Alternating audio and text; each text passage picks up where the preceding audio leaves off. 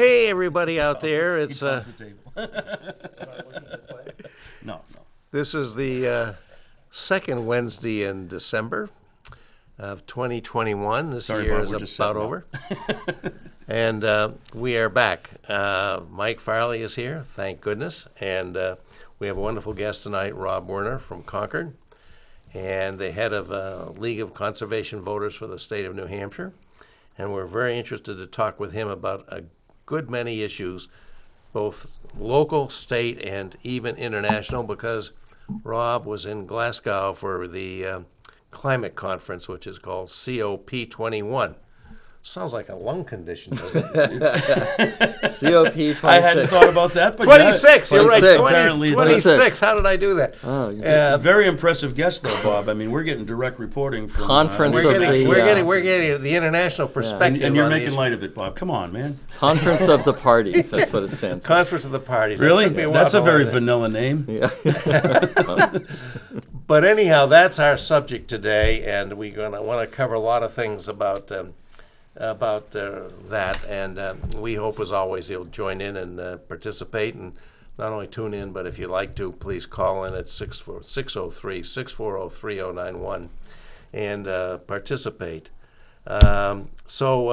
Rob, I know you've been a long time city councilor in Concord, and for several years, I don't know how many, you probably should tell us, you've been the head of the League of Conservation Voters, which is one of our premier, maybe the premier activist organization pushing for, real action to address the climate crisis we're facing.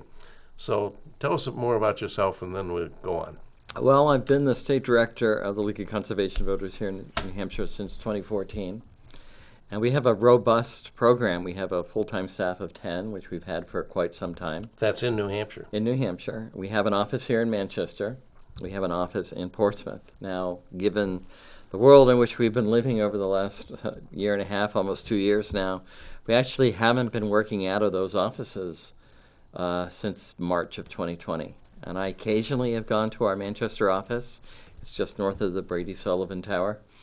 But most of our work has been done virtually, but very successfully, I have to say. I think we've been able to continue to build our membership. We've been able to continue to work in the State House to promote and advocate for climate action and clean energy and moving to a clean energy economy. And last year we were very active in the election, as we had been in previous cycles. And I'm very proud of our team in terms of what we've been able to accomplish, particularly given the constraints that we've been operating under. I want to cut in here because Bob got so excited about the meat and potatoes of climate action that he forgot to ask the first question that we ask all our guests. Who are you? Tell us a little bit about yourself, because as I always say during the show, things don't get done if people don't do it. And we really want to know about the person behind the position. We'll get back to the position later, but Sure. Tell us a little bit about yourself, how you came to New Hampshire. You're from Concord. Tell us a little bit more about yourself as an individual. We don't want to pry. Sure. Just whatever you're No, comfortable I with. understand. Actually, I'm not a native Granite Stater, You don't have to be. but a majority are not, actually. I think it's one of the interesting things about New Hampshire is that a majority of the people live here at this point. We're not born here. And I was born in Philadelphia. I grew up in South Jersey originally. My family moved to Massachusetts when I was 10. Had a detour to Virginia. Came back up to New England to finish both high school and then went on to the University of Vermont. And finished my academics there, my undergrad academics there. Worked in Massachusetts for a congressman, Congressman Chet Atkins, who represented the 5th District of Massachusetts at the time, which was Lawrence, Lowell, down to Framingham. I was living in Lawrence and working out of our office in Lowell. And I've always had an interest in advocacy issues and how that works with politics, how that gets, work gets done, improving people's lives. So I've always had that impulse. I've worked in the public health sector for a good while. I have a public health background. I worked for the Cancer Society, Lung Association in terms of tobacco issues. Worked with the Cancer Society in terms of cancer screening, colorectal cancer screening in particular, and the importance of that. So Here. Yes, and as I said, I've always had this interest, and I had an opportunity to join this group, the League of Conservation Voters, which has been around for 51 years now. We actually were one of the organizations that created the first Earth Day in 1970, in the first year of our existence. I recall that. But lived in Concord since 1996. My wife and I moved here. We were in Massachusetts, went up to Vermont for a while to do some work, then we came back here in this direction in 1996, and have been here since, and really enjoy living here. Well, very good. Yeah, sorry to butt in, Bob, but I know you get all excited about you served on the Conservation Commission. This is so huge for you, but I wanted to step back just a little bit and do a proper introduction of our And guest. I'm glad you did, Mike. I really am. I'm just so amazed by what the League of Conservation Voters do. There's an endless list of environmental organizations that care about these issues, including climate. But it somehow seems like the League of Conservation Voters is kind of risen to the top as being an advocacy group for taking action to address the challenge of climate change.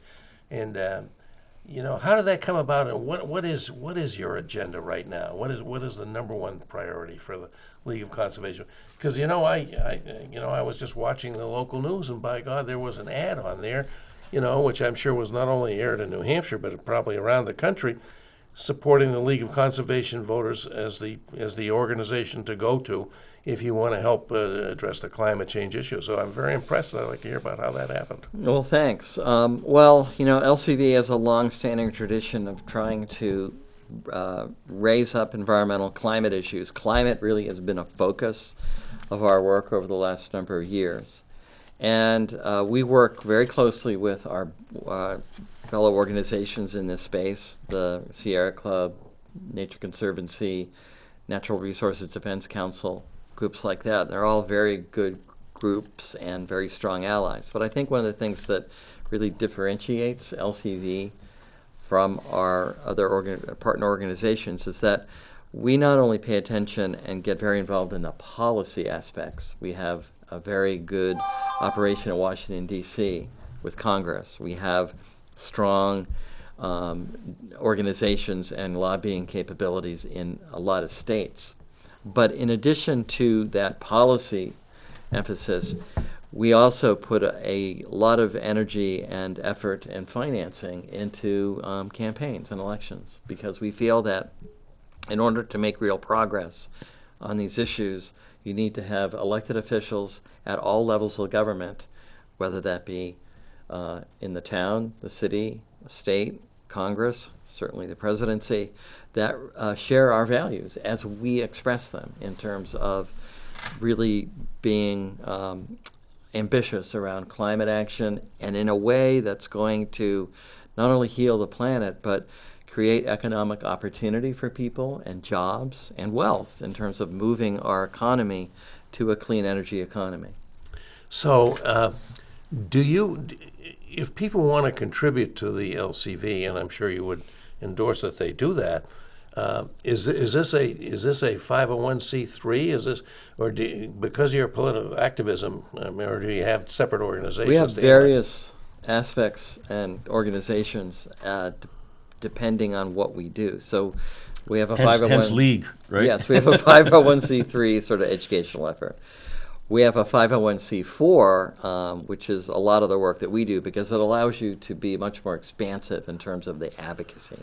Yeah. We have an ability to run political ads and make contributions to candidates and get involved in campaigns through other vehicles that are under our umbrella. So it depends on what we're doing, what vehicle we would use. And of course, you have to always be cognizant of making sure that you're doing that correctly, and you have the legal basis, and that you're using whatever vehicle you need to use at the particular time correctly. Yeah. Bob did touch on an interesting topic, and I'm not, again, don't mean to pry, but where does your funding come from? Is it from grants? Is it from local donations? I mean, to have a full 10-person staff and all of the different In a things relatively small state. that isn't you're it? doing, Yeah. I mean, that's muscle. Quite frankly, I had no offense meant. I never realized that you had that kind of muscle. Where's that come from? Has that just been developed over the years? Do you have regular sources of financing? How do you do it? Well, it's a real mix of, there are Well, there always is, foundations yeah. that are very interested in this work. Okay. There are individuals of means who are very interested in this work. I mean, I would say that for this issue, the money is out there to promote the campaigns to do this, to really be ambitious. People are stepping up. They understand the necessity of running an organization, not only in this state, but nationally and in other states for the long term in order to make progress. I just simply was not aware that that there was that kind of private support, for the agenda of the LCV. There is, that's and- very encouraging Well, for me. Yes, and it's exciting because over the time that we've been in New Hampshire in this particular way with this staff, we have built our membership up in New Hampshire to about 35,000 people. And we can really mobilize those folks based on a particular issue, piece of legislation in Concord, making sure that our congressional delegation knows that they have the support of New Hampshire voters to be very ambitious around climate and clean energy. Yeah. So I was very interested to see that as you, as the head of the LCV in New Hampshire, did get to go across the pond to Glasgow for COP26. Yes. And I certainly want to get your impressions of that. What do you think was accomplished? What was failed to be accomplished? What did you personally feel like being there you were able to contribute? And I would really like to get a first-hand report from somebody who was there. I once went to Glasgow myself, but I think it was just on the way through to somewhere else. I mean, and COP26, that means there's been 25 prior such conferences, right? That's and right. It's hard not to feel a little jaded about the whole effort on this, but maybe you can tell me I shouldn't be. Well, I don't think just you want should to be. hear I about think, this. one of the things that's interesting to me is that a colleague that I was with there had been to 14 of these in a row. Wow. And this was his 14th. And what he was saying to me is that, years ago, these conferences didn't get the attention that they do now.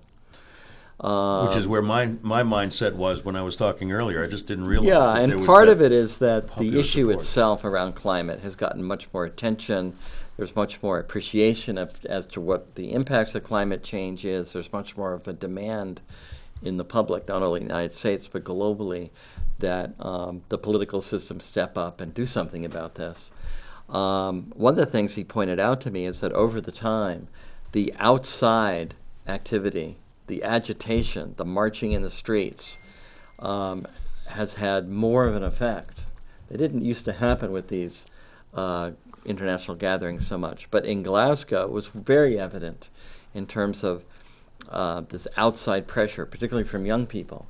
And that's, he was saying that in his view, and I share it very much, that it's really important in terms of this outside energy because it puts pressure on those folks who are negotiating inside the venue. It's almost in some ways. Did you feel that was actually happening there as you were part of it? Yes, because I talked with folks and I certainly read reports of how some folks really were affected by, some delegates were affected very much by what was going out in demands and the fact that, you might have seen that, particularly young people were pushing against this whole aspect of you got to do something, it's not ambitious enough, it's blah, blah, blah, stop talking. Greta You have to Thunberg do was something. leading voice in that argument. Absolutely. We went to the Youth Climate March the Friday that we got there. Early in the morning, we arrived Friday morning. That afternoon, we were witnessing this Youth Climate March, and we heard her. Hers a very distinctive voice. We didn't see her. one of the things that was interesting was, as this march was finishing up, this girl who was, I'd say, maybe 4 or 5, maybe 6, somewhere in there, she was really upset. And her parents were consoling her. And the reason she was so upset was she didn't have an opportunity to meet Greta. And I thought, Marianne, my wife and I was like, well, it's really interesting that someone of that young age would be cognizant Wow, that's enough amazing. to be so upset that you didn't get to meet your hero, your heroine, Greta, in this case. So, overall, I think the outcome of the conference was a mix. And the reason I say that is, I would say that incremental progress was made, but not as much as what the science tells us, what the science demands. Yeah, I was going to say that the time for that kind of incremental progress was maybe 20 years ago, if not more, correct? Well, yes, and I think, one of the big things is how can we keep the global temperature rise to 1.5 degrees centigrade compared to pre-industrial times. That's the key. Yeah. And so this conference was particularly important because if you remember from the Paris Accord, which really was a big deal, the nations were to come together every 5 years to up their ambition. And this conference was supposed to happen last year, but because of COVID, it did not. So here we are at the 6-year mark after Paris.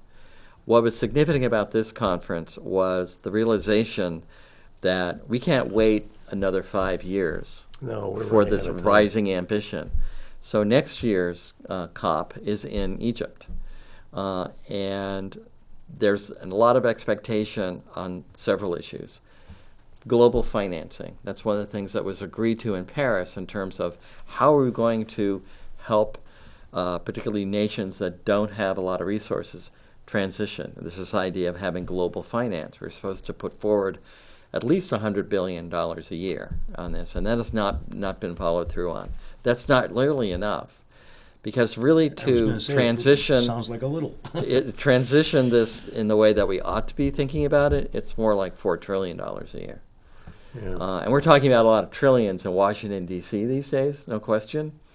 But this is a global phenomenon. So that really needs to be stepped up. And those Washington trillions are over 10 years. They're not every year. That's correct. That's a big bite of That's right. a huge apple. Another big issue is what's called loss and damage in terms of the expression of particularly the global south versus the global north, the global south being less developed primarily, and the expectation that the more developed countries, the countries that are most responsible for emissions, the United States, China, India, so forth, ought to be stepping up with resources, European countries, to really meet the moment.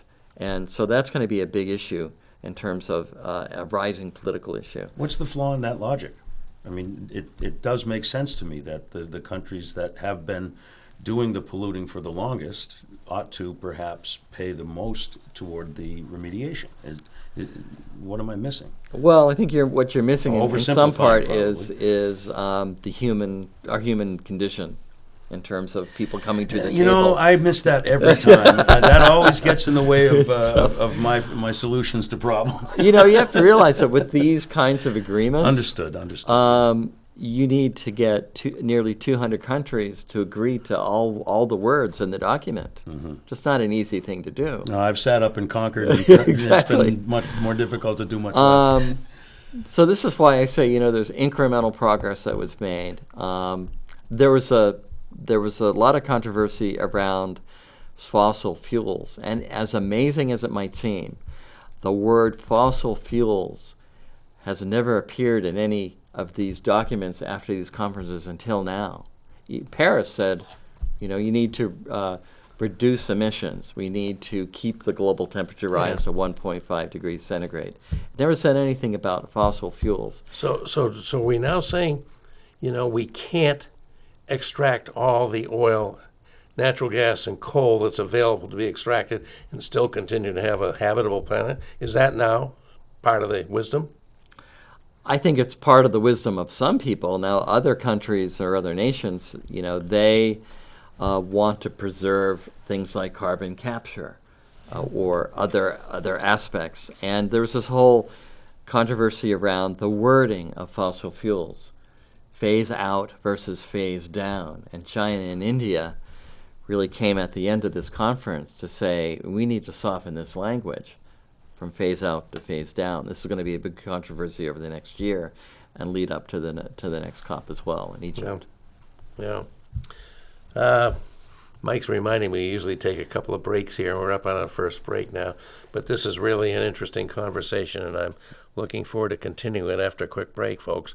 And we'd love to have your participation, 603-640-3091, if you'd like to call in. If you're a climate denier. If you're a want to get an climate, argument with us. we'd love to have a climate denier with us, but even if we don't, we may have skeptics who, and I want to ask Rob, has the ship sailed on whether we can actually keep global warming below the 1.5 Celsius target? Is that already doomed to us? And if so, is it just a question about adaptation, or really can we? We're going to Mars. They're going to, yeah, right, Planet B, right, which doesn't have dogs, as somebody once said, which makes it not so attractive. Okay, we'll be right back. We'll be right back.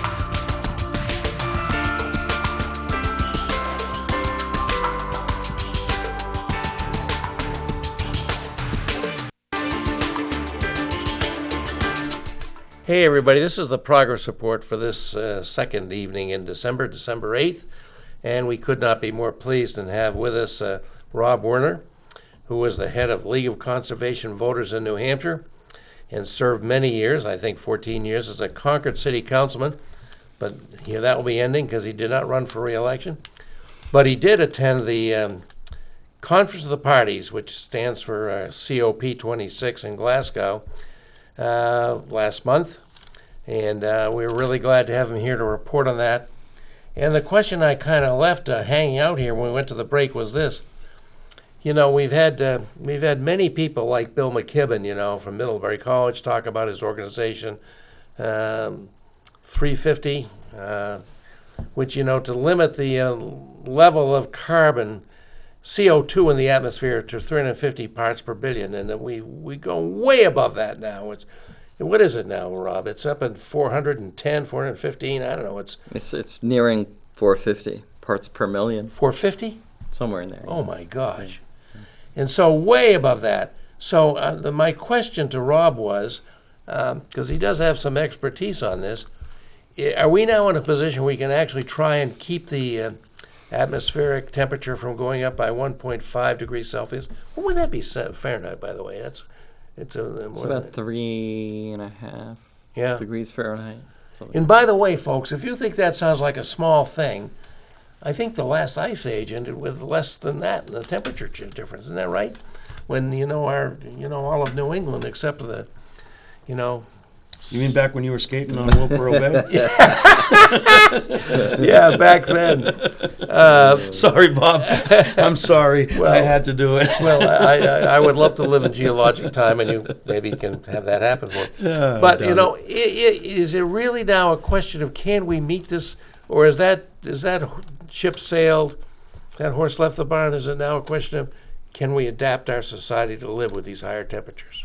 I think we're going to have to do all of these things, because the reality is that we should have done what we are hoping to do now, what we're pushing to do now, years ago. It's interesting to me that, in 1964, when Lyndon Baines Johnson was president, his science advisor put a report on his desk saying, we really have to pay attention to this carbon issue. This could become a problem. So it's not as if this hadn't been known for so long. Mm-hmm. But these international conferences and some of the strategies that were tried didn't always work. So you had the Kyoto Protocol, you had Copenhagen, and up to this point, there was an attempt to have really a one-size-fits-all kind of situation where we're all going to have binding caps around carbon reductions globally, and everybody's going to be subject to that. What was different about the Paris Agreement was that it was more of a bottom-up approach in that you had countries coming, and remember the COP is Conference of the Parties. That means all the nations that are there are the parties. So in Paris, it was a completely different approach, where it was decided that nations would come with their NDCs, nationally determined contributions. What can a particular nation do given its economy, its people, its traditions, its culture, so forth? What can you do to come up with your plan and how that fits in to the whole? And that's why, with that approach, you had the success of the Paris Agreement. And that's why you had... Was it really a success? I think it was a success. Well, have we met those goals? It was a success in terms of getting that consensus to move forward. And you bring up a good point. I think Paris was a success diplomatically, politically, but I think substantively, I think where you're going, yeah, it's fallen short. Because your original question is, has that ship sailed? Can we keep it at 1.5 degrees? If you take all of the NDCs right now that are on the table, we would keep global temperatures to about 1.8 degrees increase. Now that assumes that all of these goals that nations have met would actually be implemented. We bat 1,000 on it. Right. Because every nation that commits these goals, they then have to get the domestic political power to actually do it, right? Well, that's right, and some are obviously more successful than others. Yeah. Now, on the global aspect, we're already at 1.1 degrees centigrade global temperature increase since pre-industrial time. So it's not as if we have a lot of room left. We don't. And this really gets into some of the reality that I think that it's going to be shocking to some at some point, because no matter what we do, and we can make positive change and difference, and we can avoid the worst impacts of climate change. But there are things that we will lose. I mean, you take a city like Miami. There's not a lot we can do about the fate of Miami in some ways, because there's so much baked in already with sea level rise that Miami is going to be a very different place 15 years from now. And I don't think there's a particular realization about that. But people will be forced to reckon with it. There'll be a lot of finger pointing. Probably. So adaptation is really important, but we can't lose sight of the fact that we have to be as ambitious as we can be to try to avoid the worst impacts of climate change. You know, you said something, you talked about the report that landed on LBJ's desk in '64. Which I did not know about. That's interesting. Neither did I. I was 5 years old. But it reminded me of something very personal in my family. In I forget, it was 72, 73. Richard Nixon, of all people, pushed the EPA. Yes. Here comes the Created EPA. it. Yeah. And my dad, who had been designing bridges, he was an engineer, went to work for the Water Supply and Pollution Control Commission and started working on treatment plants.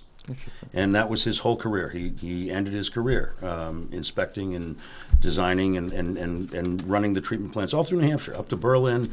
We're very happy of the contribution he made to clean up the Merrimack River. And I remember back then, everybody was behind it. We got to do this. Wouldn't it be great if you could kayak in the Merrimack River? Yeah. Fish, swim. They'll never do it, but people got behind it. Why the hesitation when it comes to our whole climate, our weather systems, our air? Why the hesitation?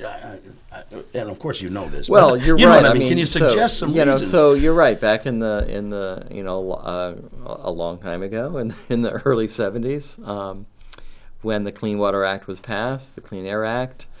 you had large bipartisan majorities supporting those programs, which have been very successful. And they've been very successful and not hampered economic growth. That's the key. Absolutely not. I would say they've enhanced And they economic probably growth. Certainly, the enhanced Merrimack economic growth. Riverfront is a lot Right. better than it was back Yeah, then. you Right. would like to go down there and be able Yes. to participate and enjoy that. It's unfortunately this issue has become politicized, but I think that my hope is and my expectation is that there will be more of a consensus going forward. I say that for a few reasons. Number one, recent polling will tell you, even amongst a wide variety of political opinion, that there's a growing appreciation for what is going on. Why? Because we're seeing it. It's in our face. It's fires out west. It's floods in the east. It's more powerful storms. It's what's happening to our moose here in New Hampshire. It's what's happening in Europe with the flooding. It's what's happening in all parts of the world. I mean, one of the things that came out this past summer was the report from the UN where they said unequivocal that human activity is impacting the climate in all corners of the globe. So I think on the one hand, the appreciation of what is happening is sinking into people, and they want something done about it. Now the trick is, how can you convince people that we can solve this problem, we can, to the best of our ability, we can heal the planet to the best of our ability, but we can also do it in a way that's going to create economic opportunity and jobs and wealth, as I said before. And the equation is there. But does it keep the coal mines open?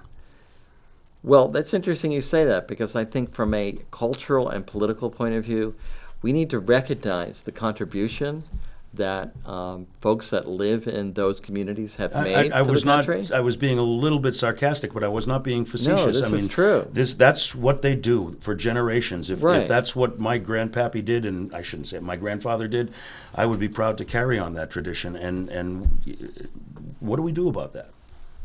Well, we have to make real investments in these communities. And remember, in these communities that have been relying on extractive industries, steel, coal, it's not simply a job. It's very cultural. It's an identity. And I think a lot of times folks don't feel that are in those fields, they don't feel particularly respected in terms of what their life experience is. But the reality is that the world is moving beyond fossil fuels. The capitalization globally around what kind of generation is being created is not fossil fuels. It is renewable energy. It is electric vehicles. So that's where the money is going. So how is it that you provide a transition in some ways to those communities? I think the recognition of doing that is important, and it needs to be more than just lip service. I think it needs to be real investment in these communities to create a better situation for them, because those jobs are not coming back. It's just the reality. Yeah. You know, sometimes people have said, oh, you know, there's a war on coal, or the government has waged a war on coal. Not really. What's waged a war on coal is the marketplace. Yes. Cheaper alternatives. That's right. Driven by the planet, by the way. You know, I mean, Even natural gas. I mean, that's cheaper than extracting coal. So, you know, that's the reality in which we're living in. And I think we have to figure out how is it that we, transition. Is that part of the discussion at these climate actions, or do they limit themselves strictly to the scientific components of, oh no, of the it's data definitely and the part of the numbers? discussion, because it gets into this whole aspect of environmental justice from a broad sense. It gets into this, again, loss and damage. It gets into how is it that we're going to bring people along and create a better world, and again, create an economically sustainable world. You know, you mentioned a little bit, I'd just like you to talk a little bit more. In Glasgow, you had the official delegates in their meetings, and then you had the immense public advocacy around this particularly, I think it's driven by young people, isn't it? Yes. The face of that is Greta, obviously. I mean, she's a Time Magazine Person of the Year, all that sort of thing. But that's where we really have to, and these people are getting it. I think these young people are getting it, aren't they? I mean, this is really where we got to hope that the activism comes to. Well, that's do the some other real aspect things. too, is that even amongst across the political spectrum, even among conservatives, there are young people who consider themselves conservatives. They recognize this issue from a generational point of view, and I think there are different approaches. There's sort of a mix of government action. What can the market be encouraged to do? What about market forces in terms of, and that's important too. How is it that we put those together? Yeah. Because the market forces are an incredibly powerful human phenomenon, and that I think that can be harnessed to help solve these problems. Yeah. Well, capitalism isn't going away anytime soon. So I've run into people who push back on the climate argument when you talk. They say, well, your solutions are just as harmful to the environment because you have to extract or the economy. I want to focus on the environment, but you're correct. I mean, correct. I'm sorry. I've heard that too. But the metals and the things that are needed to make the batteries and the technology that's going to replace the internal combustion engine, they say you're just substituting one extractive economy for another. And I mean, this may be way outside your strike zone, but I have no answer to that. Is there something that you heard at the conference where that was discussed? I think the fact of the matter is that we live in an imperfect world, and there's no energy system that we can devise that's perfect in all regards. Would you rather have a coal-fired power plant or a solar facility, or would you rather have a wind turbine, or would you rather have offshore wind? There are a lot of choices that we need to make, and they're not always so simple. But I think it is true to say that all energy systems that we have devised as humankind have some sort of trade-off. Something gets consumed. Yes. Some are more harmful than others. It's going to lead me right And that's into why the next break. we need to move off fossil fuels to new systems. Yeah. So this is a great segue for me here, Mike. Excellent. Because I believe, planned and it that I imagine maybe Rob Werner will agree with me, every alternative we have has some trade-offs, but the one with the least cost in every category is more energy efficiency, and there New Hampshire is coming a cropper. Yep. And that's what I want to get Rob to talk about, because I've talked about it a lot here, but I think another voice on this would be... This will be the and third a show we bring it up. voice, and we want to talk about that. We have, how many thousands were at Glasgow, in terms of not just participants, but people, activists there? Observers such as myself, there were close to over 30,000 people there. 30,000 people in that Scottish town, and that's pretty exciting. But now we have to look at what we can do right here and why we're falling so short in New Hampshire. That's something that's very distressing. We'll talk about that when we come back after our next and final break. Thank you, Rob, for joining us. We'll be right back.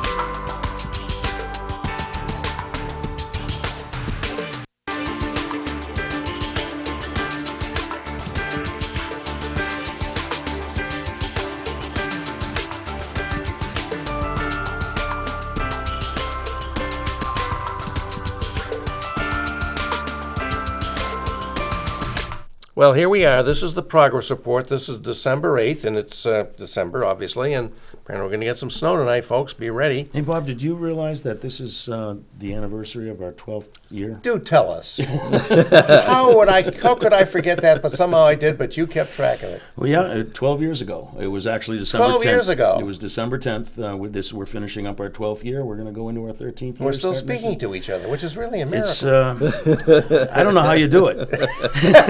You know, I've burned through a lot of people in that time. This guy has a lot of passion about what he does in life every time, and you know, it can be prickly. You know, it's been a fun 12 years. It's been, it took about 8 years before we actually started disagreeing on things. So it's been much more interesting in the last third. Yeah, we should disagree more. It makes better TV. But anyhow, we digress. We have a wonderful guest here, Rob Werner, the director of the League of Conservation Voters, which, among many fine environmental organization, I think is the premier one in many ways, including in political activism, grassroots support, and I hope you've seen some of their ads on TV because they are pretty unique in being able to fund a major campaign to promote the candidates who agree that we face an existential crisis in climate with our fossil fuel emissions. Well, we've been talking about that. It's been extremely informative, and I hope we'll still get a call or two to you want to challenge Rob? Please do. You want to come on and compliment him? Please do. We'd love to have we're kind of that all happen. on the same team here, so if you want to bring some opposition, we don't mind. We would love it, of course. We like our calls. We hope you'll join in. But in any event, we're going to continue. We've been to Glasgow, and we learned about the extent of participation of folks like Rob and people allied with him, youth people, NGOs of all types, and something was done there, and how much will actually get implemented, we need to depend on governments around the world on that. But it's better than not doing it. But that brings me back to the state of New Hampshire, which we all love. We all love New Hampshire, and indeed, I'm a native. I have lived here most of my life, with a few exceptions, and plan to continue to do so. But after serving in the State House for 8 years and the Science Technology Committee, I've never been more discouraged about New Hampshire's participation in this than I am right now. And I know that the New Hampshire League of Conservation Voters is also very concerned. And I want to talk to Rob about that because the number one answer we have to the climate change problem is to use the kilowatts and the British thermal units and whatever that we have available, use them more efficiently to get the same services that we want, whether it's cold beer, hot showers, air conditioning, whatever. We want to get those services by using our sources, our primary sources. Waste not, right? Waste the old not. Yankee waste not. We want want negawatts. We don't want megawatts. And yet New Hampshire seems to be, at this point, really lagging behind the region. And some people seem to take pride in that. So, with all that, Rob, what are you doing to help turn New Hampshire around on its energy policy? Well, I'm actually going to start this answer with sort of at the last few days of the COP when we were in Glasgow is when I learned about this, because it was on the 12th of November that the order from the PUC came. That was Friday. Disastrous order, yep. And we flew out of Glasgow the next day back to the States. So I learned about this by looking at my phone and going, what is going on back home? This is just radical, and it is radical. One of the things that was interesting, even in my discussions with my British counterparts, is the importance, and not only my British counterparts, but other folks from around the world, was the importance of energy efficiency and the support and the proof of making these front-end investments that create back-end improvements and value and savings, absolutely. economic savings, dollar savings. So it's really inexplicable that this has happened. There's a lot of levels of complexity to what we need to do, but the fact of the matter is that whatever the PUC did was blind to the facts, blind to experience, blind to lived experience, blind to statistics, and even the utilities will tell you, yes, we may make investments of millions of dollars, but we do that because we know that on the back end there will be savings of many more millions of dollars. Plus some revenue for the utilities, Absolutely. So it really is heading in the absolute wrong direction, because as you and I have often talked about, the cheapest unit of energy is one that isn't used. Yep. And it is very important. Now in Concord, we launched a Weatherize Concord program back in March to some fanfare with our utility partners, Liberty and Unitil. And our goal was to have at least 100 projects in Concord in terms of residential projects, in terms of energy efficiency for homes, in terms of tightening up the Was this envelope of both the home. on the gas and the electric sector? Yes. And the program was, as I said, launched in March. Within a couple of weeks, it had to be shut down because the PUC was supposed to make this decision in January with this 3-year energy program. And they hadn't made the decision, so we really were stuck. We had over 100 projects and residential projects and some business projects, but on hold in Concord. And we've had that situation since March. We were hopeful along this year that the PUC would make a positive decision and that we could get going on these projects. And they waited 11 months, did nothing, and then all of a sudden retrenched, went backwards. Not only sort of kept the status quo of where we are, but really took a meat axe to our efforts, and it's very troubling. But there are remedies available. There are legal remedies. There are people are pushing for reconsideration of this order. There are new commissioners coming on to the PUC, but they may or may not be able to participate in further discussions because of their own background. They actually come from utility and PUC to begin with. There is possibly a legislative solution as well. But we need to talk about all of these things. But what about I don't mean to interrupt. Yeah, sure. I apologize. But what Sure. about the market solution that the PUC said that really was the solution that they were hanging their hat on? I think what the market is that? the market has a role, but I don't even know what it is, though. I mean, right. we had the market before market these has a- programs, and it didn't work. Well, as I'm saying, the market has a role in all of these issues, but it's not enough. You need to marshal resources. I just have to add, Mike, as you know, I think, but I'll just put it out there. The market has never been the total solution to any of our energy choices. When we went to oil had massive subsidies. When we went to nuclear, that was the mother of all subsidies. When we tried to have nuclear solve our problems, but the oil depletion allowance, the deduction of intangible drilling costs, oil's been subsidized from the very beginning.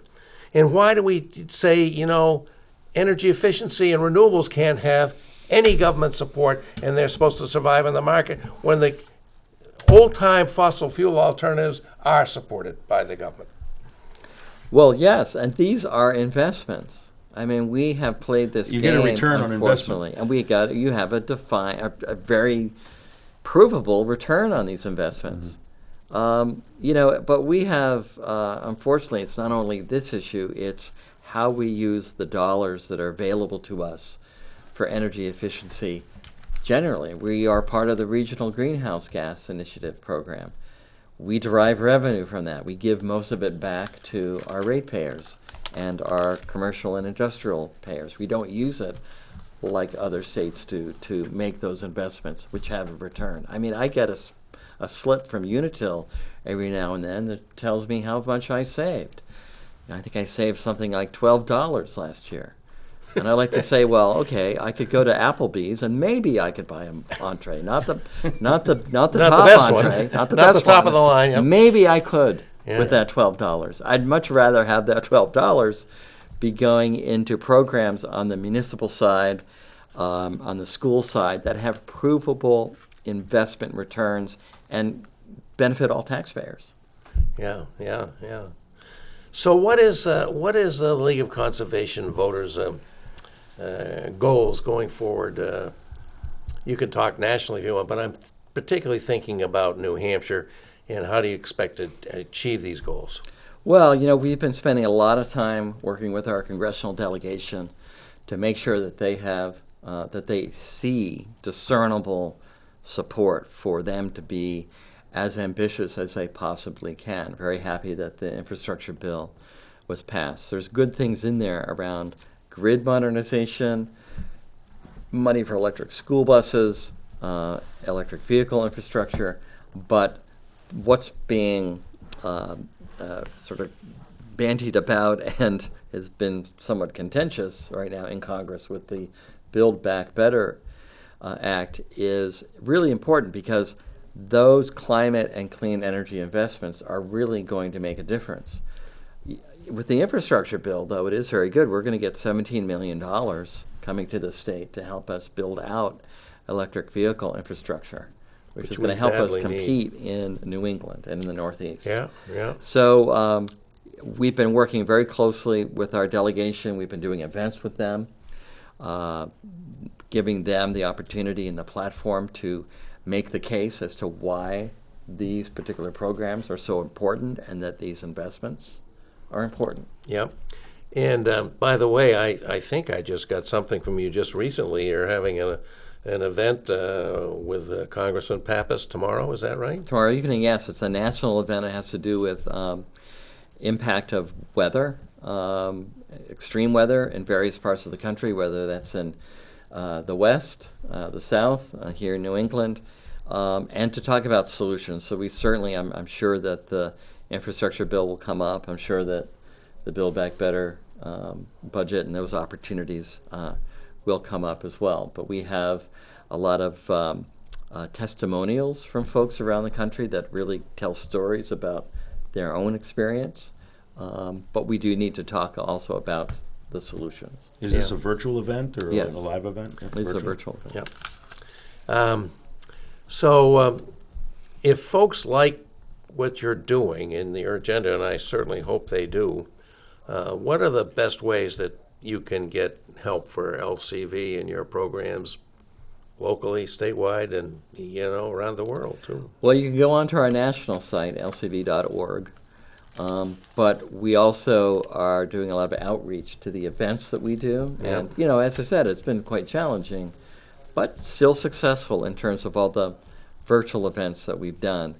And I think we can always help people become more active and feel like they're making an impact and using their voice, because we do have an ability to marshal them as a force, to talk about a particular bill, to call legislators, to meet with legislators here in New Hampshire and at the State House. And we've had meetings with our congressional folks, too, with a number of our members. So there's a lot of ways for people to get involved. One of the biggest controversies we've had here, maybe since the days of the Seabrook Wars, which was such a big part of my life, was Seabrook Wars. I love it.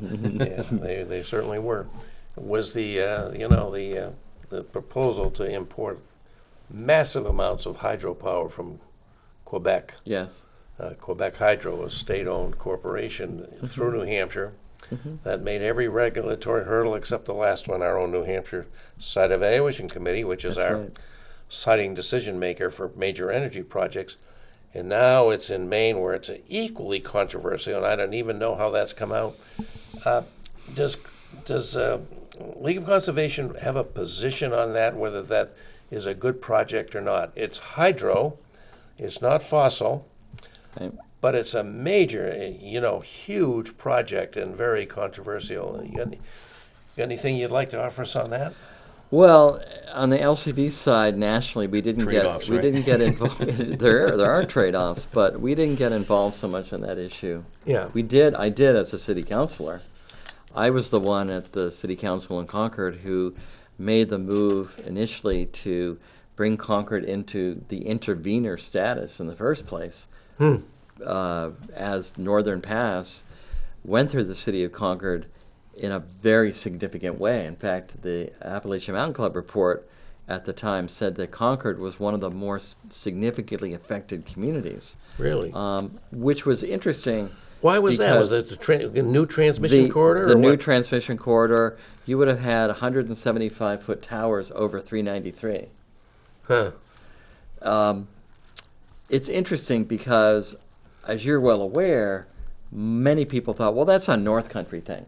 I understand why they're upset. Yeah. I understand the controversy. But as we got more and more into it, it became apparent that it wasn't just the North Country. It was the entire length of that proposed project. Yeah.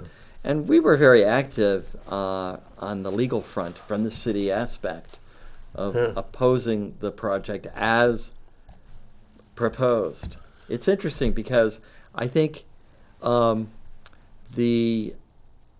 I got from the political dialogue over all that time from many people across the political spectrum was, well, if you buried it the whole time, the whole way, that's okay. Now, that in itself can be controversial. Yes. But it was interesting to me how that aspect of it, if it was, Yeah. kind of brought a lot of people together. Okay, I understand. Yeah. But that was interesting. And how about, we're running out of time here. This always We happens. are out of time, Bob. Well, So, you want to offer us just some thoughts on the potential for offshore wind? It seems like land-based wind turbines have kind of come a cropper in New Hampshire and maybe other places too because of people's concern about visual impacts and sound and I don't know, all these things. But the potential for offshore wind seems to be enormous. And, it is enormous. And that certainly is a fuel-free, non-carbon emitting potential source. No, and it's going to be a huge industry. And it's not only good for the planet and can power New England as a whole, but it's going to create a lot of economic opportunity and activity because the supply chain for this industry is absolutely huge. Yeah. And it not only extends through New Hampshire, but it extends throughout the nation. Yeah. I mean, even a relatively small company, Pepperell Marine in Yeah. Newington, they spend a lot of time with underwater activities. They were the ones who actually helped the turbines in Antrim come Yeah. ashore. Even a small company like that of 25 folks can benefit economically. So it's the right thing to do for the planet, but it'll also create a lot of positive economic opportunity. Close this out in 10 seconds, Bob. Yeah, we appreciate your coming down, Rob. This has been a terrific discussion, and you've provided us a lot of value here, and we'll definitely try and have you back. Folks, consider supporting League of Conservation Voters. This is an organization which not only is helped by capable people like Rob Werner, but is doing many good things in all levels. So when you're thinking about your year-end contributions, consider them. And we'll be back next week, right, Mike? See you next week, folks. We're getting good at this. Maybe after 12 years, maybe we can do it. Hey, see you next time. Holidays.